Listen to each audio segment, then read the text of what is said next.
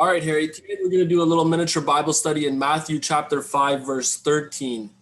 All right, it goes like this. You are the salt of the earth, but if the salt loses its saltiness, how can it be made salty again? It is no longer good for anything except to be thrown out and trampled underfoot. What does that mean that salt loses its saltiness? How is that even possible?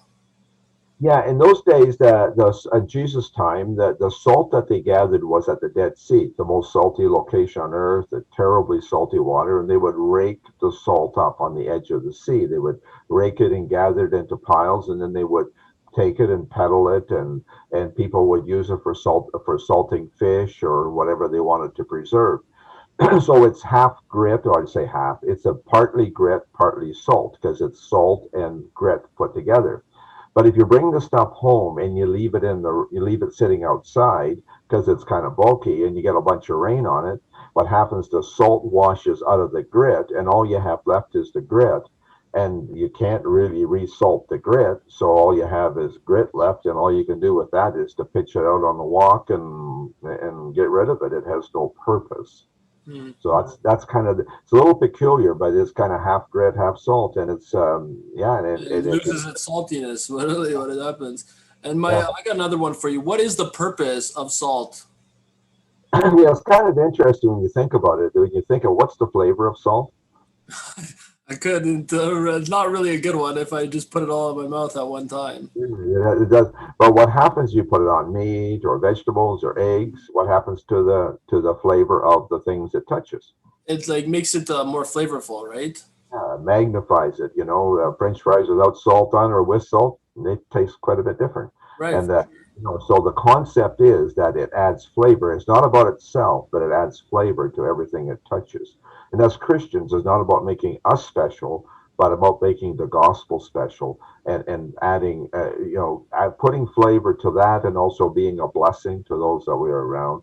Because salt has a great effect. It was very valuable in its day, very, very valuable, especially in Ontario. It was very scarce, and it was very, very valuable because we need it to add flavor to everything. Even for our life, we need it. Hmm. Just Thank you for that. Verse 14. You are the light of the world. A town built on a hill cannot be hidden. What is this reference about a town being built on a hill?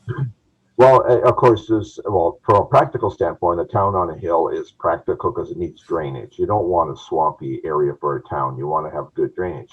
But also, when it's on a hill in the nighttime, all the lights in the town, even though it's not lit like they are now, all the lights in the windows make the town visible from a distance. And again, we are to be a light, and the town is visible. And just like the gospel, we want it to be visible also.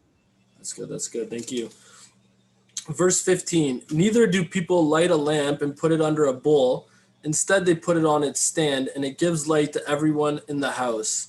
Can you comment on this for us?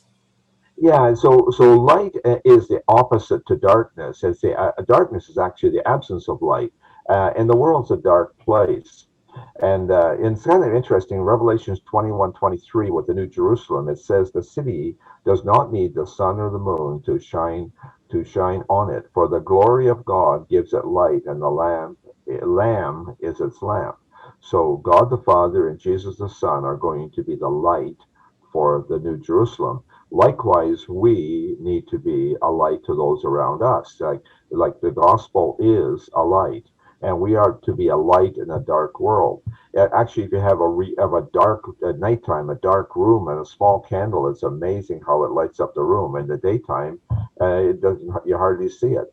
But we need to be brave enough to have our candle lit, even in a dark world, so that we can give light, because light is desperately needed today. Okay, thank you. And the last verse. In the same way, let your light shine before others, that they may see your good deeds and glorify your Father in heaven. When it says good deeds, is that quote unquote works, or what is that? Well, it's don't think so, because I believe that if we are born again, we are like sheep, not goats, and we can't help doing good things, like the parable talks about, and our new nature will coerce us into being a blessing to others, because Jesus lives in us. If Jesus lives in us, we can't help by being a light to others, also be a blessing to others, and others will see that and say, wow, there's something there. Awesome. Thank you very much for all that insight. Thanks, Harry.